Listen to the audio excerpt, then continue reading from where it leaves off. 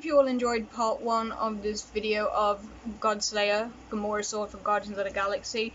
Thank you for everyone who has enjoyed the video for my Loki daggers. I do have another project planned for Loki, but that's currently on hold for the time being.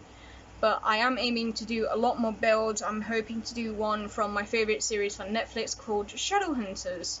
But for now, I am going to build this and get ready for a convention next year. For now, I wish you all a good night. Hope you wet to bed, and remember to burn bright like a vampire sunrise.